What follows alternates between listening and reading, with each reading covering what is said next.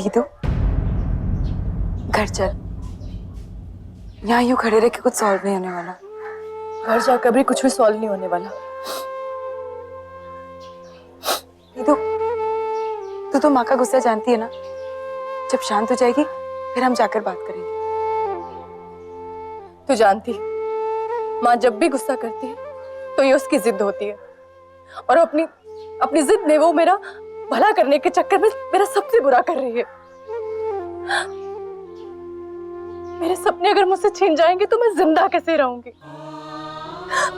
ये मेरी कोई कल या 2 दिन पहले की बात तो है नहीं। पिछले 10-15 साल से जब भी यहाँ से गुजरती हूँ तो इस होर्डिंग को देखकर मैं यही सपना देखती हूँ, यहाँ पर एक दिन मेरा होर्डिंग होगा। तू, माँ, रोमा, मालिक, तुम सब लोग मुझ पर नाज करोगे। मैं हीरोइन बनूंगी। हमारे पास बंगला होगा, गाड़ी होगी, बहुत सारे पैसे होंगे। हम लोग यहाँ से शिफ्ट करके वहां पर जाके रहेंगे। यही सपना देखती आई हूँ मैं अब तक। पर तू जानती है, इस होर्डिंग में जो हीरोइन है और मुझ में क्या फर्क है? इस होर्डिंग की हीरोइन में और मुझ में ये फर्क है, उसकी माँ को उसके सपनों पर, उस पर भरोसा था, उसने उसे सपोर्ट किया। पर मेरी बात समझती है कि मैं हीरोइन बन ही नहीं सकती। मेरी बात समझती है कि मैं हीरोइन बन ही नहीं सकती। मुझ में ये काबिलियत ही नहीं है। अगर मेरे सपने मुझसे छिन गए तो मैं जिंदा कैसे रहूंगी? मैं जिंदा नहीं रहूंगी। दीदी, ये कैसी बेकार सी बात कर रही है तू? तुझे भी मेरी बातें बेकार की लग रही है ना? जानती हूँ, हर मंगलवार को सिद्धिविनायक पैदल जाती हूँ ताकि मैं बड़ी हीरोइन बन सकूं।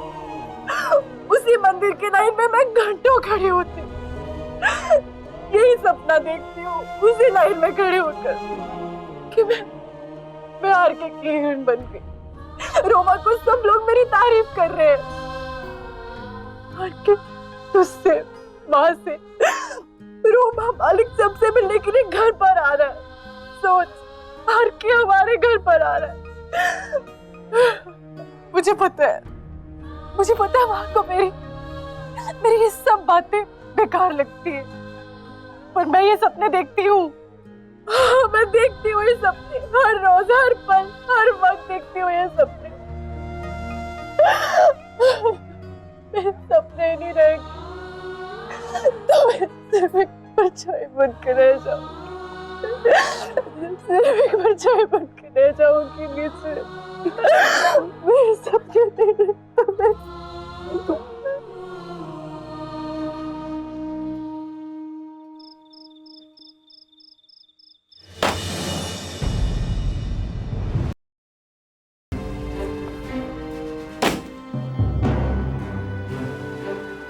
सुन, मेरी बात ध्यान से सुन। जिसे तू तृष्णा के सपने सोच रही है ना, वो सपने नहीं है, वो हकीकत है। तृष्णा इस हकीकत में जी रही है कि वो एक दिन आरके की फिल्मों में हीरोइन बनेगी। वो आरके जिसकी फिल्मों में हमें जूनियर आर्टिस्ट बनने का मौका नहीं मिलता है क्योंकि उसकी फिल्मों में सारे जूनियर आर्टिस्ट ए ग्रेड के होते हैं। वो आरके जिसकी फिल्मों में मलिक को बुलावा नहीं आता है क्योंकि उसकी फिल्मों में सारे टेक्नीशियन, सारे फाइट मास्टर्स हॉलीवुड के होते हैं। और उस आरके की फिल्मों में हीरोइन बनना मेरी हीरोइन का सपना नहीं, हकीकत है।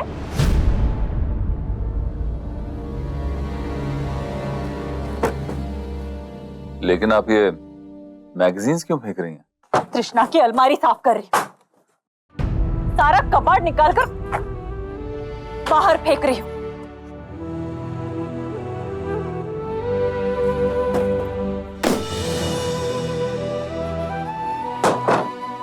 इन्हीं मैगजीन्स को पढ़ पढ़कर सपने देखती रहती है ना, जिन सपनों पर अब धूल जम गई है, और अब वही धूल उसके आंखों में और दिमाग में पड़ गई है। इसे साफ करना बहुत जरूरी है। ये एक मैगजीन 50 रुपए में मिलती है, 6 महीनों बाद 7 रुपए किलो के भाव में रद्दी वाले के पास बिकती है। सपनों पर भी कीमत का लेबल लगा रहता है। जो वक्त पर पूरा नहीं हुआ तो कौड़ियों में बिकती है। रोमा तुम ही बताओ, कभी ऐसा हुआ है कि जूनियर आर्टिस्ट की बेटी एक हीरोइन बनी? मुमताज एक जूनियर आर्टिस्ट की बेटी थी। मुमताज हजारों में एक थी, बाकी 9,999 लोग रोमा।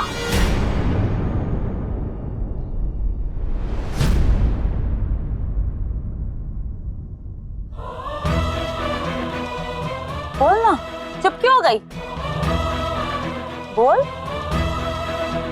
अरे बोल ना। 9,999 लोग रोमा द जूनियर आर्टिस्ट बनती है और तू ये नहीं चाहती कि तेरी बेटी रोमा द जूनियर आर्टिस्ट बने? बोल।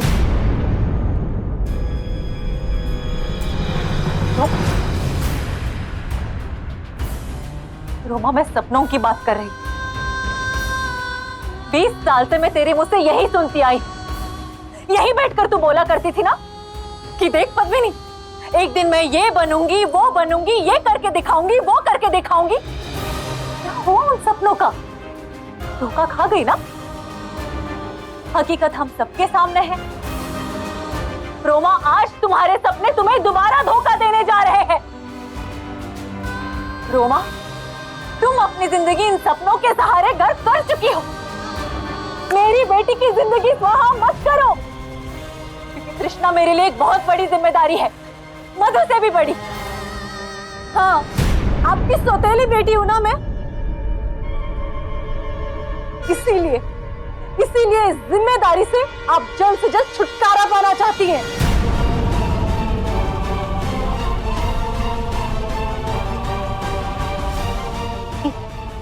कैसी बकवासी बातें कर रही है तू? ठीक कह रही हूँ मधुश्री, बिल्कुल ठीक कह रही हूँ मैं। माँ ने सौतेलेपन के चक्कर में हमेशा जो मेरा ज्यादा करने की कोशिश की है ना, उस ज्यादा के चक्कर में माँ मेरा पूरा कर बैठी है। माँ ने मुझे कभी अपनी सगी बेटी नहीं बल्कि सौतेली जिम्मेदारी ज्यादा समझा है। बहन, तू कौन सी बात कहाँ लेके जा रही है? उसे बोलने दे रोमा।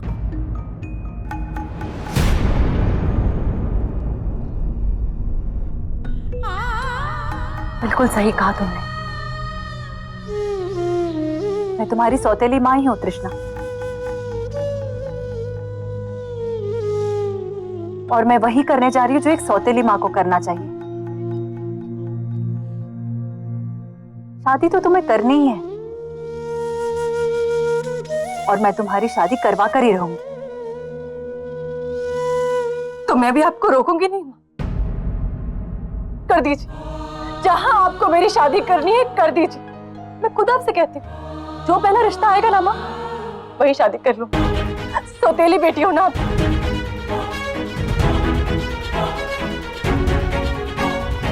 कर दीजिए, जितनी जल्दी हो सके मुझे अपनी जिंदगी से बाहर कर दीजिए। तुम चुप रहो माँ।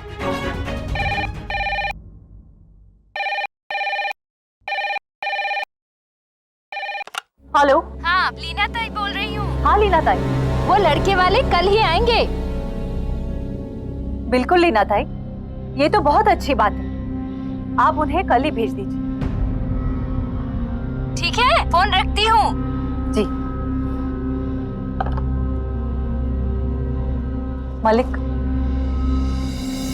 लीना ताई ने कहा कि लड़के वाले कल ही आना चाहते हैं।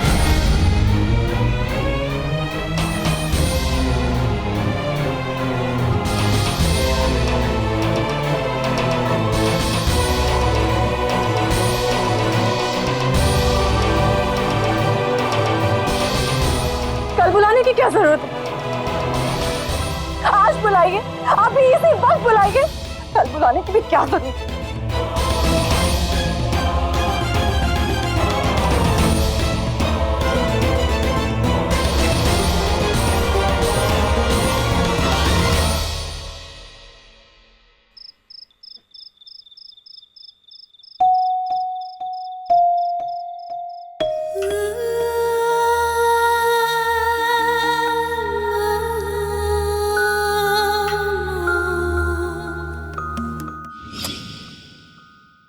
चौधरी साहब, एक फोटो और लेना पड़ेगा। क्यों बे? एक फोटो और क्यों? वो क्या ना, बच्ची के चेहरे पर स्माइल नहीं दिख रहा था। स्माइल तो डाल देना बाद में। वरना तेरी तस्वीर टांग दूंगा मैं। चल दे दो।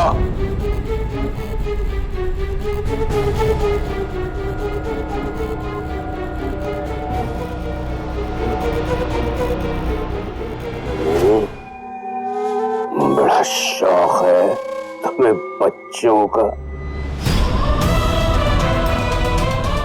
एक बात बताएं, हमें बच्चों का बिल्कुल भी शौक नहीं, हमें सिर्फ बेटा पसंद है। फिर बेटा ही पैदा करियो,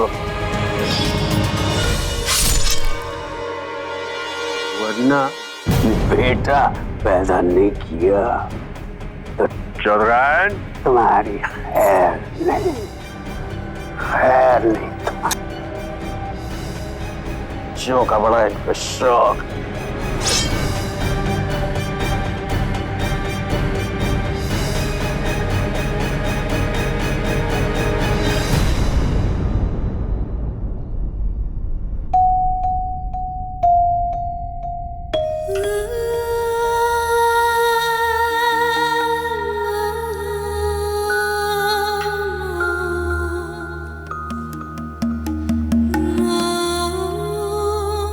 आप भी हमें मारोगी?